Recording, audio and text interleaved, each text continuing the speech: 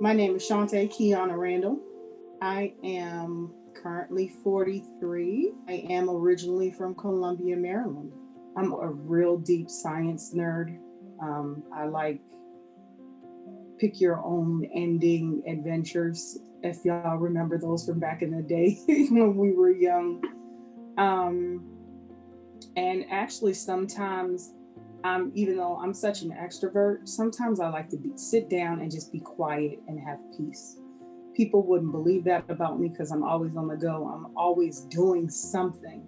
Like during the summertime, my schedule is jam packed. Like I'll see you for 2 hours, then I'll see you for 2 hours, then I'm gonna go over here. So it's always hard to catch up with me. But sometimes I like to just sit down and be quiet. I am definitely a gym fanatic. Definitely missing the gym. I like to read romance novels and sci-fi fantasy novels, paranormal normal novels. I like concerts, music, outdoor events like wine fests. Um, I love to travel. I love the Caribbean is like one of my favorite places. I've been to several islands, but the Bahamas is where I wish I could make my forever home, my retirement home. I am a 4-year veteran of the United States Army. After I got out of the Army, I became a government contractor for the Army.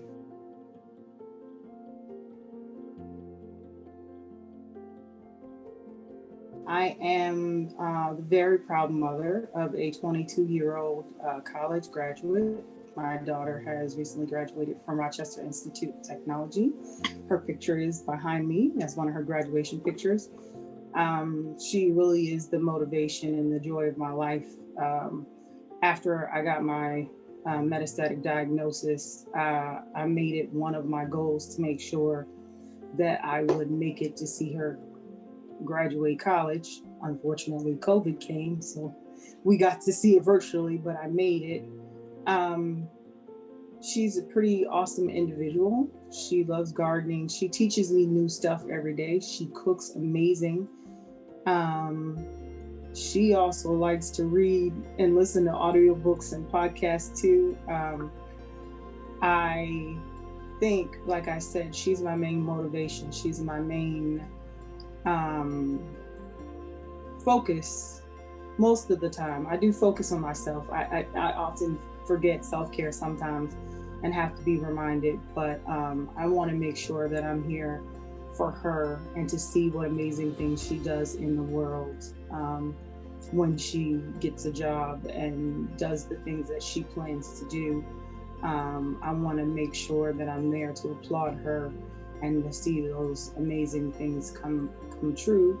And even if they don't, I would just want to be there to make sure that if she falls and she needs me, I'll be there to catch her. I'd be remiss in saying that, not mentioning my parents who are amazing people. I don't know how I got so lucky. They came up here for about a month to nurse me. So right now, the reason why I'm able to talk, the reason why I'm able to sit up and move around and have the stamina I have is because my parents are here. They are force feeding me, but that's okay. I'm okay with that brand of love because I know I'm hard to do stuff for. Like I said, self care is an area that I need to work on. But my parents are amazing people and their jobs are amazing, and that has allowed them to come up here to take care of me.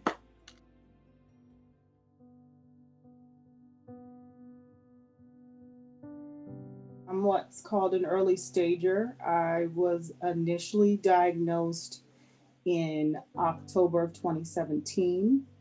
Um, I was diagnosed with stage 2B invasive ductal carcinoma, triple negative type breast cancer. And I was 40 at the time. And it was maybe, I want to say, like 4 months after my birthday. And my nurse practitioner, GYN, was like, "Oh, that wasn't there the last time I seen you." So good thing you just turned 40. We want to go ahead and get a mammogram and ultrasound on the same day. And I'm ordering a breast MRI after that. And so I went through about 12 days of rapid fire nonstop testing.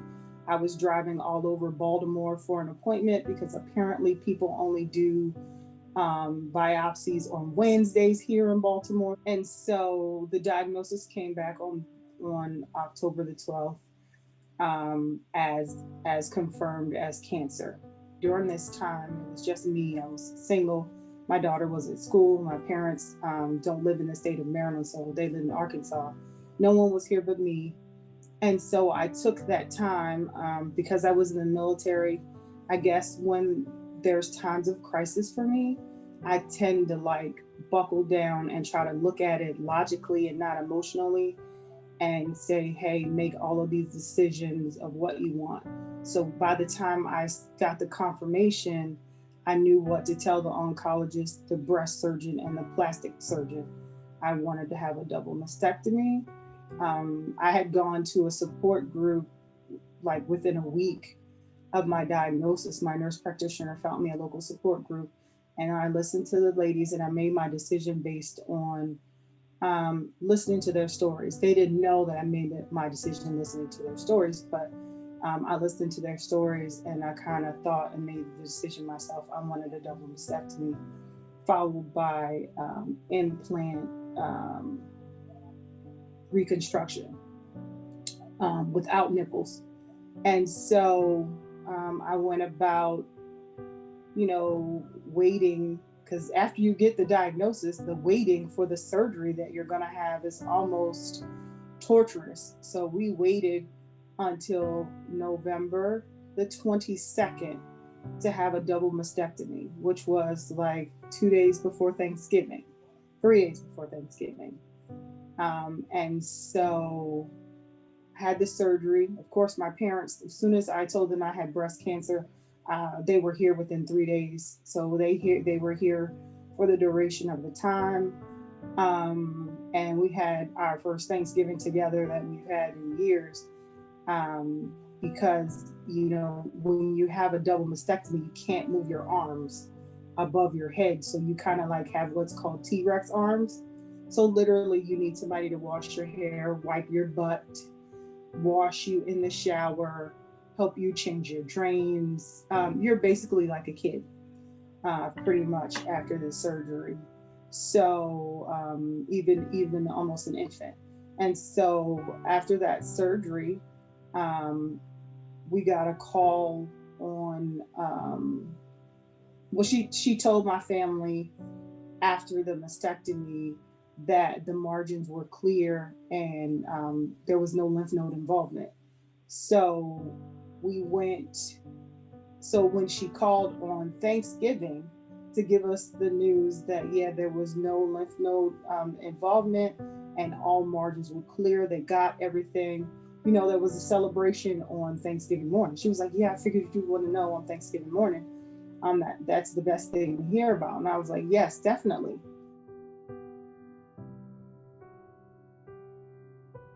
For about 11 months, I went about celebrating, replenishing myself. My hair grew back. My hair grew back enough that I could color it, that I could get designs in it. That's one of those things that I'm known for, is having my hair cut and designs and fancy nails and some of those other things. So I returned to those things, and pretty much I did peer-to-peer mentoring at that time, just in going to the local support groups. I actually belong to 4 local support groups, just because some of them are all stages, all ages. Some of them are for MBC patients. So I want to make sure that they see a face that looks like them. And when I say they, I'm speaking for younger people and Black people, Black women, well, Black people, because men get breast cancer as well. So that whole long year was just like a celebration. And then I started to feel shortness of breath. I started to feel a burning in the middle of my chest. And then I started to lose the use of my arms. At that point, I became a little alarmed. And I talked to the plastic surgeon at my next visit, and I said, "This really hurts over this side. I can't raise my arm." And she was like, "Didn't you just go back to CrossFit?" Yes, I've been using a sledgehammer and flipping tires. So she was like, "You probably did something. Let's get an x ray, but I'm also going to order CT."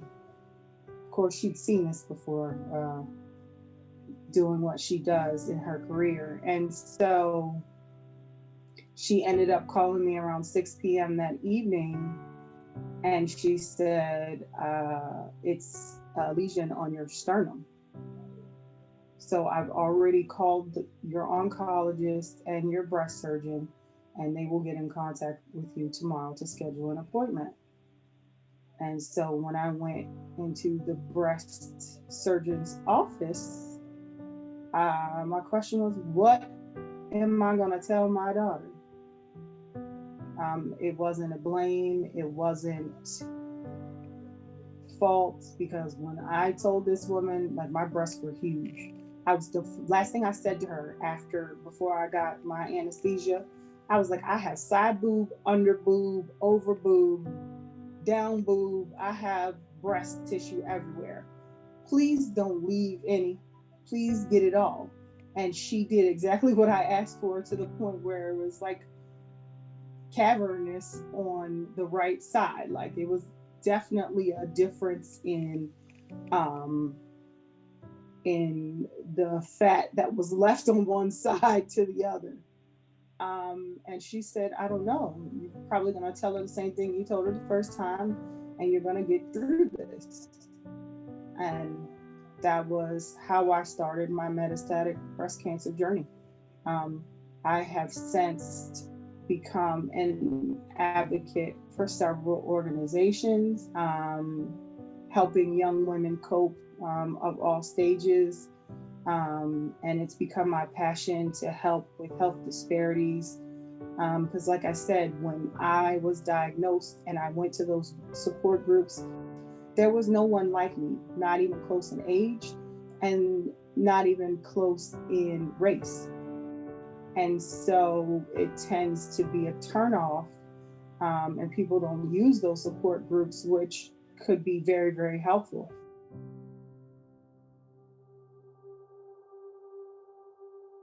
It was scary as hell. I had to tell my parents, I had to tell my boyfriend, because I had become in a relationship for 3 months. We dated for a whole year before we decided to be in a formal relationship, but that's not what he signed up for. And I told my daughter, and basically she said, "Look, I prepared myself for the worst the first time, so we just need to learn how to live with this." "Okay, kid, I'm gonna do what you said."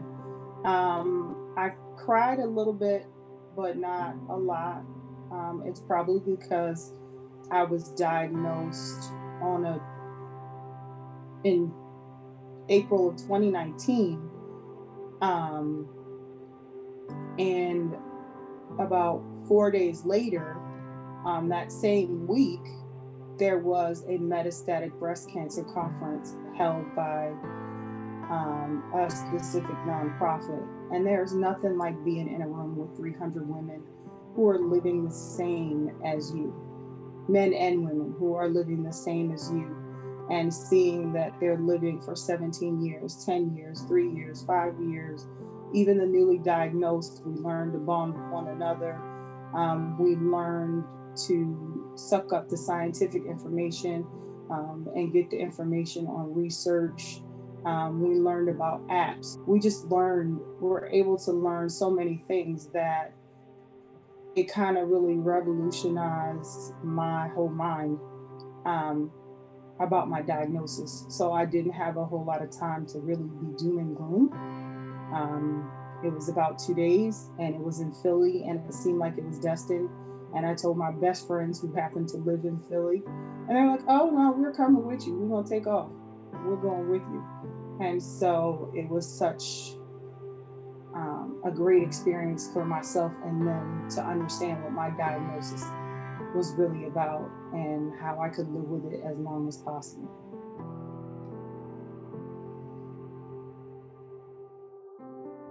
At first, I went to a certain nonprofit website to get information geared towards metastatic triple negative breast cancer and also women of color.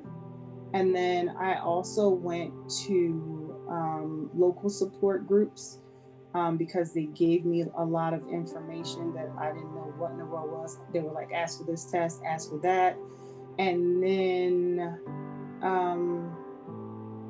I started going online to certain groups online that were available, some that were attached to my diagnosis. And then also there have been several groups for women of color in specific. So having those online forums for me is much easier actually, because I'm always so busy and I don't have to stop and literally be somewhere. I could be Zooming and doing 12 other things while you think I'm talking, listening to, giving you 100% of my attention. So that's pretty much where I go for my information.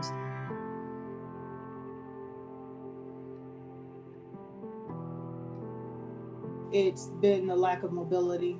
I'm a gym buff. I hate to be still. And one of the first things during COVID was I set up my own home gym in my own living room. And the fact that when I get bone mets, I have to stop working out because I'm at danger for having fractures is one of the worst things to me. That's number one on my list. The nausea is number two. Sometimes the nausea is intermittent, which means every now and again throughout the day. But the constant nausea, that's just like yuck. You think you're hungry, then you go to eat, then you're like, my body didn't really want that. So you're constantly trying to figure out what to eat. That's one of the worst things for me. And then two, not being able to do the things I want to do with my family.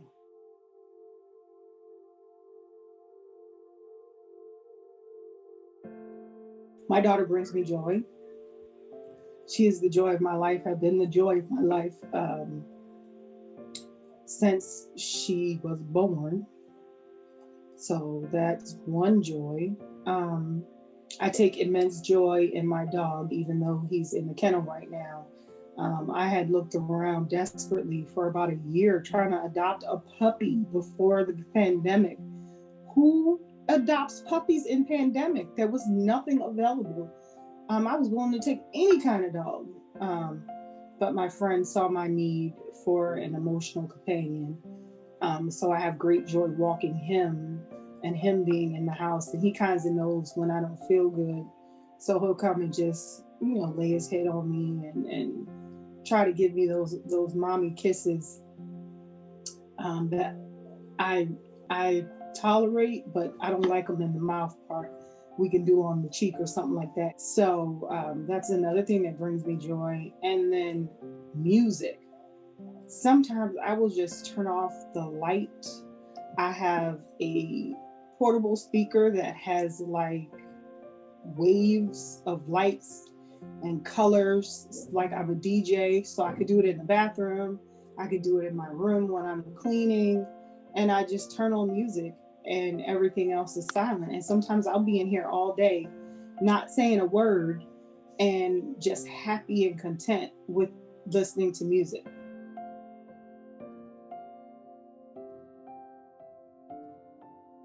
The first thing was my daughter was trapped in New York State until August. They graduated in May, but she was trapped there. There were travel restrictions, so that was a major inconvenience. She didn't move home until August 20th. And then some of my appointments that I wish were in person have had to be telephonic. I'm not mad that they have uh, teleservices. Just sometimes, you want to see the interpersonal communication with someone, because that's what we're missing is the socialization. I miss socializing. I miss my friends. Even our support groups have all been on Zoom. We barely meet. One of the major inconveniences is that you just want to hug. Sometimes you just want to shake hands. Sometimes you just want to be able to touch somebody's shoulder and laugh or point. So we're missing the socialization a lot.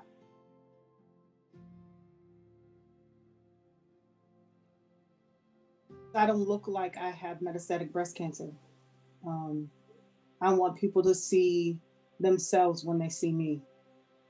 Also, I want people to hear my story and know my story, um, and know that the things that I am doing is not necessarily for me, it's for my daughter and for everyone else.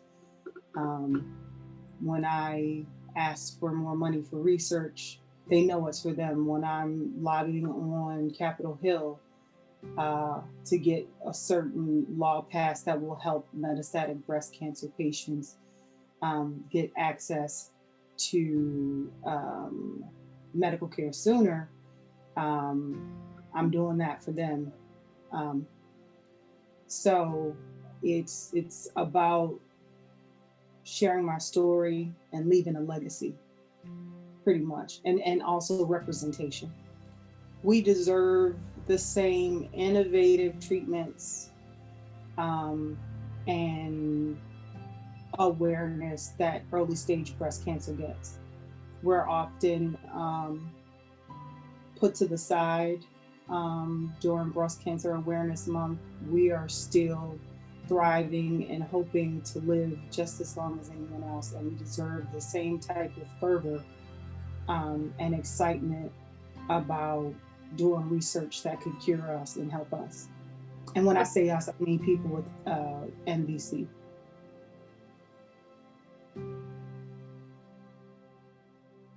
Unfortunately, African Americans, Black people, all over um, health in general, the disparities are horrible. We are doing horrible, whether it be breast cancer or it is high blood pressure or it's diabetes. And so we need to really get to the root of the problem, have a real discussion about it that has solutions, and make our way to those solutions so we can start at some point. Lack of trust is major in the African American community.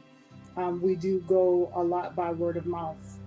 If it's something important, we tend to ask our friend, family member, cousin, how is that? How's that person? Did you use that person? Were they good? Were they not? Let me know. Write a Yelp or something like that, so you can tell me what your experience was with this person. So we're very, very close knit in that aspect, and so we've gotten to the point where it's to our detriment though, being so close knit, because we're holding on to the medical mistrust that we're just simply dying at a higher rate, and so we need to get over it, or just move past it and try, like I said, take action, come up with some really working solutions and put them in play, and let's all push forward, because talking about it in 2020 is ridiculous. That we're still talking about things that's been happening for 400 years. It's just mind blowing. Also, depending on where you live, access to care. If you're having three, four, five, like I said, it was 10 different appointments, me driving all over the city. I work for the government, so I can work from home and I have a whole lot of leave. So my boss knew what I was facing. So she allowed me 8 days off to drive all over Baltimore to try to find same day appointments or next day appointments. Everybody doesn't have that. If they have to ride the bus, the bus is not always on time, or just doesn't show up? Or do they have the money for the bus fare? Do they have a child that has to go to daycare or to school? Or are they the breadwinner and they have to remain home? There's also financial shaming because, when you go in to see the doctor, the front desk person is like, oh, we need your copay. And it was said, this happened to me. And she was so loud, I'm like, I don't have it at this moment. If you look on my account, I'm on a payment plan. We need your copay. I have a payment plan this. So please look at my account and let me go on back and get my vitals taken. So I could imagine how it made me feel, how it could make someone else feel. So it's a lot of things like that that people are just not aware of. So we have to really learn to talk to our patients, learn to know what they're dealing with in real life, and really try to help them. Patient navigation has been one of the best things that has ever happened to me, because when I can't get access to the doctors or the nurses or questions answered, she can make things happen for me, or she'll get the answer and they'll call her back. So these are all, not all of them, but some of the major ones that are occurring.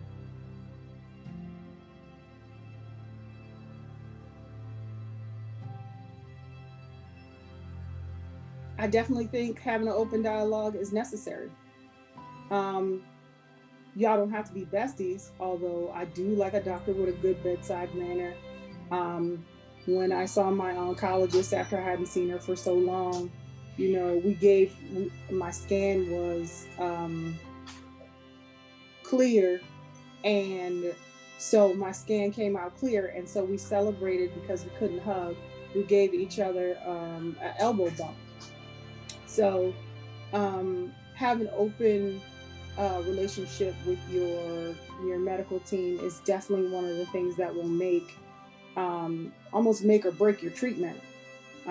Being able to talk about side effects, whether they embarrass you or not, will lead you to the right side effect management and palliative care, whether it's sexual dysfunction or spiritual guidance.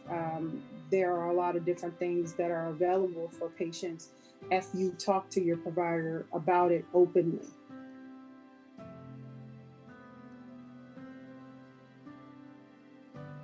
So never giving up for me is, till it's my last breath, I will attempt to act as if it's not a loss. I don't want to walk around with doom and gloom with the expectation of my passing. I want to live life to its fullest every day, show no fear, and never give up. So to me, that's what perseverance means, those multiple things.